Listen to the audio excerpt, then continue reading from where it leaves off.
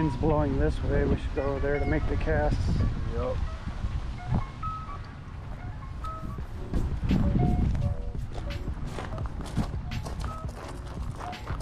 We'll hit this corner too. You got a gravel road, so they access it sometimes. This whole thing's supposed to be a park. The actual parking's over by the baseball diamonds over there, but like, Oh yeah. they just need to continue building the park. But you know how it goes.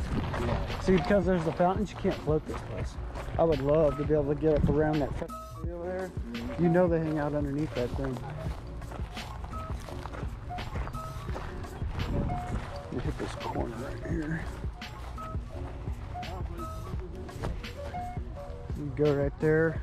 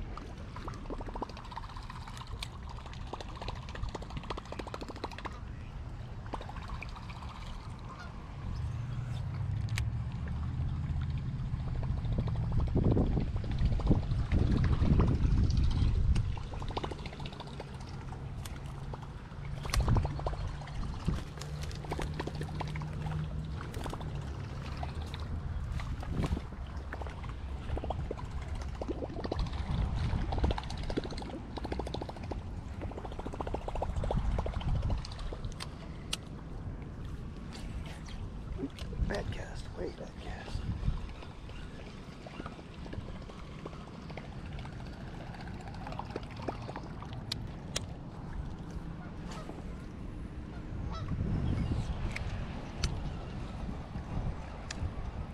Well, we are out here at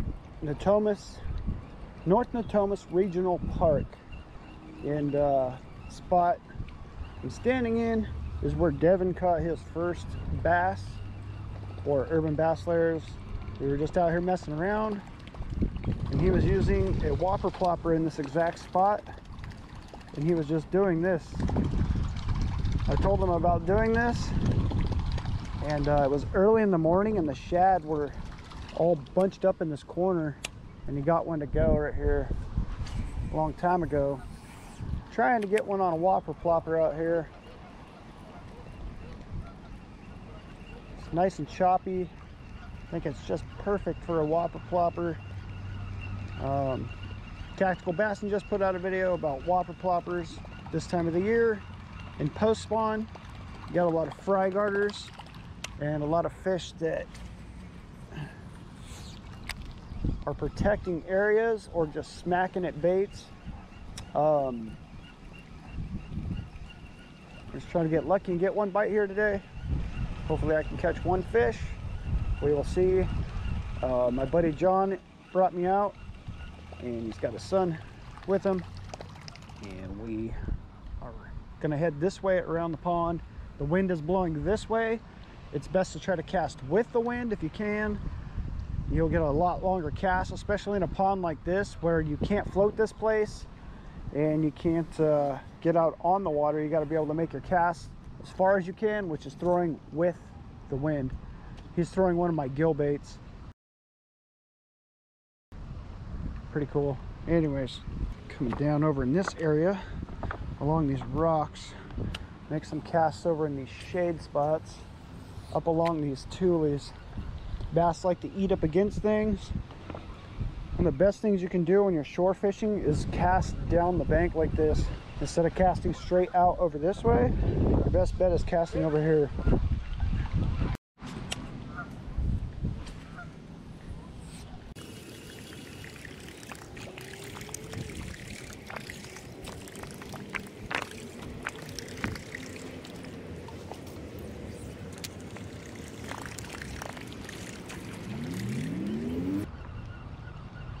I watched the video of the dude making this bait years and years and years ago, before they were ever popular.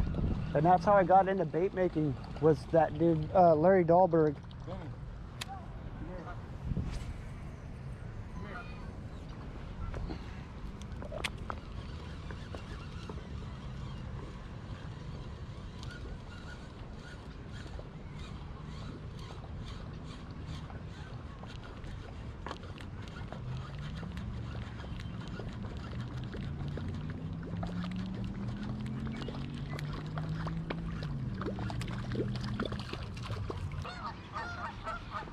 Bro, do I have one?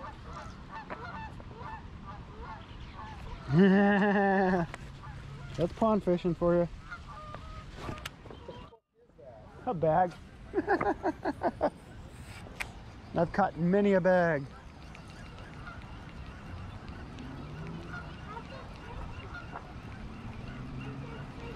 This park doesn't get quite as bad as Tanzanite because they don't have the parties and picnics and all the stuff out here. Yeah, I just usually stick it on the ground and then stomp on it. This is definitely going on bass fishing tonight. See how far I cast that without hitting the rock? That's good stuff. You didn't see it? Look at this 10-pounder I caught. It's a 10 flounder.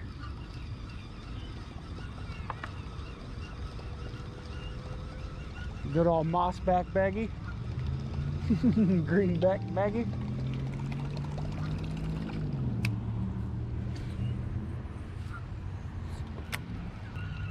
The thing with bass is they're like dogs, they want to chase. If they're not in the eating mood, you got to force them to do it.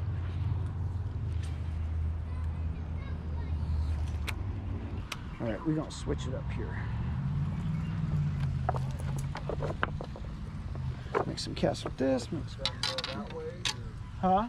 you want to keep trying to go that way, or? We can, yeah. I'll just keep this on. Careful walking through this stuff.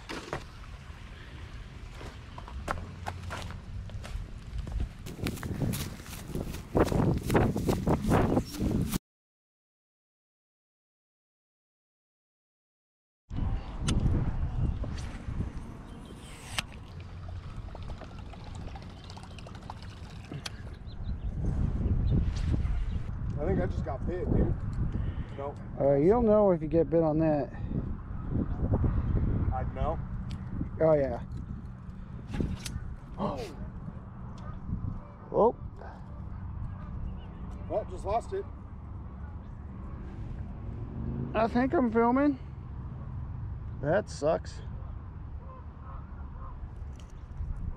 Somebody's gonna dig that out of here someday. You don't know. For all the viewers, there's a nice urban bass slayer. There's that UBS gill on the bottom of the water over there now. As I was saying, I got these little clips here that I'm using now. I tie these on and I can fast switch out stuff to anything that I want. What I think we're gonna do here is go with the lipless crankbait. You broke it? Yeah, his line broke and the bait went flying. That's a part of fishing. That's why some baits are so expensive. Oh, what happened? It like blew out. You uttered Let me see. You uttered No, like it's that. tied in. It's knotted. It's locked in there.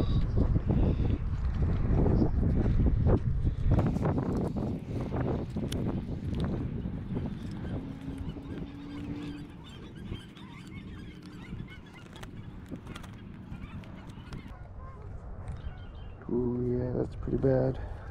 What's that? I say, yeah, that's pretty bad. Yeah, it's fried, bro. Ooh, I might have got it. Nope.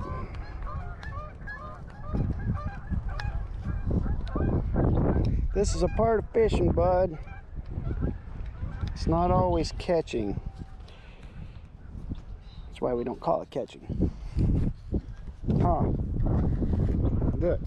Just keep picking it out and it'll come out. I sat for 45 minutes one time doing this. Finally got my...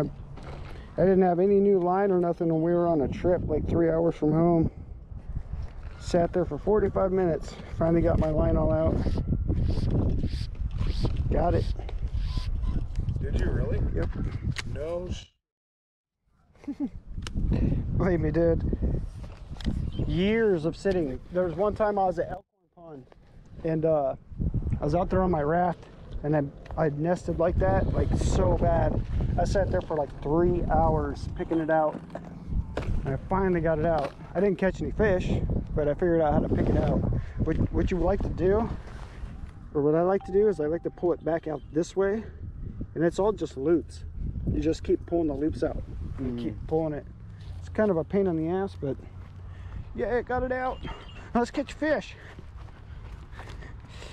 Perfect timing right now. Catch one. Right. Switched out to the old lipless crankbait, hand painted. See if I can get one on this guy. I want something I can throw way out there and run fast.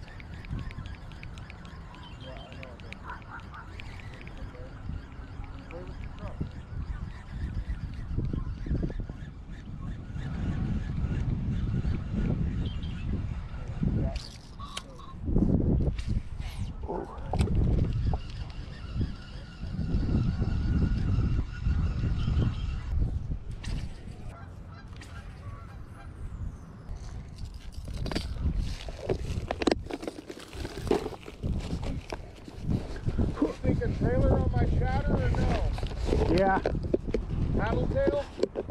Fluke? a fluke would be better.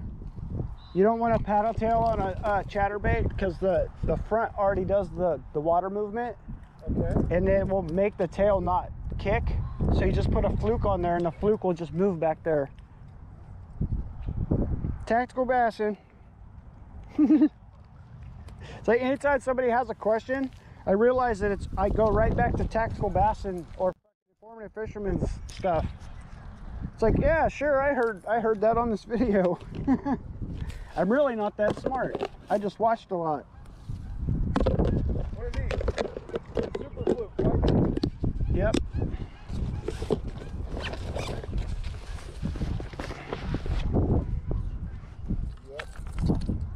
Yep, that's about And now we go to the kick turn gill. I've caught 2 fish on this bait. One was 8 pounds and one was over 5. So it is the right moon for a big fish right now.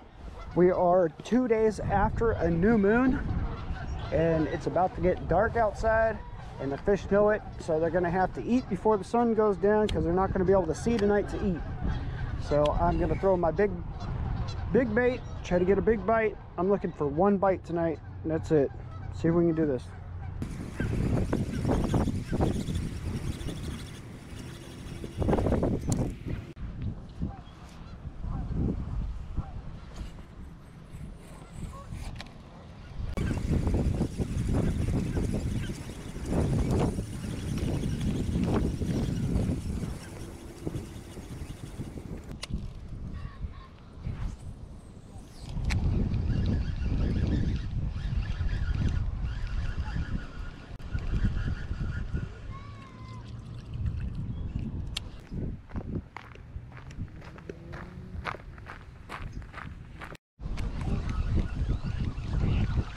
Trying, man, we're trying to get bit out here. It's a little rough, really windy, and the sun's going down.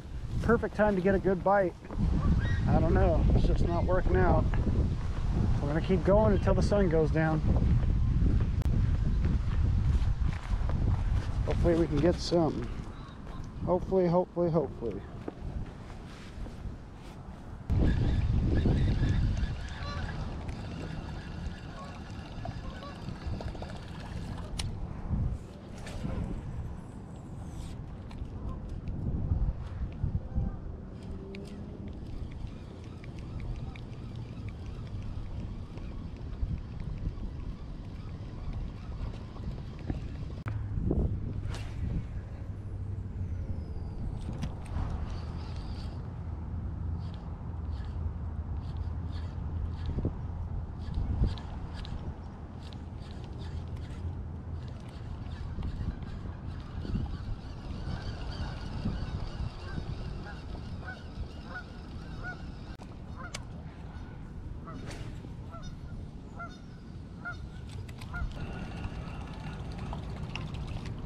Well, everyone, James with Urban Bass Layers. I am now back at the house, and I did manage to hook into one fish, and it was really dark out. Couldn't see the footage, and what happened was I made a bomb cast out by the island that's out in the middle, and the wind was really blowing, and it was creating a current around the corner. And I kept saying to myself, if I could get a cast into that little spot that was right around the corner where there was a little bit of calm water, that I might be able to get bit right there. And I made a couple bomb casts out there with my lipless crankbait, and I couldn't quite get the cast right to where I wanted to. And I made this one cast, and it landed literally like a foot away from the shore, from the island that's out there in the middle of the water. And as soon as the bait hit the water, I got bit. The fish did a couple head shakes and then came off. And I'll show you the result of what happened. It was dark out, and I kept making casts, trying to get a cast back in that same area to try to get bit again. Good thing I didn't get bit again, because this is what happened here. Now, these are just some blanks that I get, and I paint them up. This is not like a Strike King or anything like that. These are just some cheap blanks that I get, and the fish frickin' snapped my bait, like just bit and ripped the hook right on out of there. It actually split the bait and chipped all the paint off of it. Pretty crazy. John was standing right next to me when it happened, and I just kind of looked over at him, and I was like, okay. The fish came off, but I did not know that that happened. So this bait is now done. Dunzo retired. I like that bait too. Didn't get to catch fish on it, but I did get bit on it, so I know that the paint job works. Made that bomb cast way out over there, and hooked into the fish, and it snapped me off. That kind of sucks, because I would hope that these blanks are not bad like that, and they all are going to do that. That would really be a bummer. But anyways, guys, James Urban Bass Layers back at the house. Like I said, just got some food, and I am editing some old footage from some other stuff. Got a bunch of projects going on, clear coating some baits, doing so much stuff, man, so much stuff. Anyways, bummed out, man. The bite this year is just so tough. I'm trying to get John on some fish. I'm trying to get Devin on some fish. I'm trying to get myself on some fish. I'm trying to get all you guys on some fish.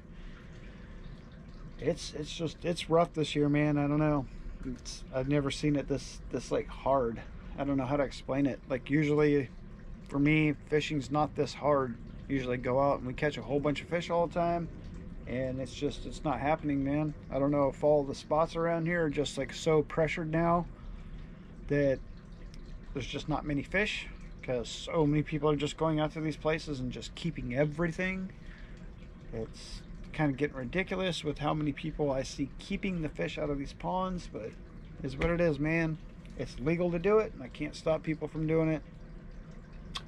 But it would be nice if people take a little consideration into the ponds. I guess to say the lifespan of the pond. If you deplete the pond and you take everything out of it, you're not going to be able to feed yourself out of that pond. If that's the purpose of what you're trying to do, is feed yourself by catching the fish and eating them, you might get sick eating the fish out of like Tanzanite Park Pond and those ponds over in Natomas or Folsom and stuff like that. I've heard some nightmare stuff of people catching the fish, taking them home, cutting them open, and they're full of worms, and they end up just throwing the fish in the garbage. That's really bad, because now that fishery is toasted and the fish is dead, and you could have just left the fish for some little kid to catch his first fish, and it would benefit other people in the long run. But it's what it is. Whatever. I'm really tired. I'm mumbling. Thank you guys for watching, and get out there and fish if you can. Keep trying to make those casts, man. You never know when you're going to get bit. We fished for quite a while. I threw a whole bunch of different baits. I threw the whopper plopper. I threw my kick turn gill. I threw a crankbait, and then I put on the lipless and made that bomb cast. Something told me that those fish were sitting over in that spot. I knew if I could get that cast, man. Anyways, Urban Basslers, thank you guys for watching, and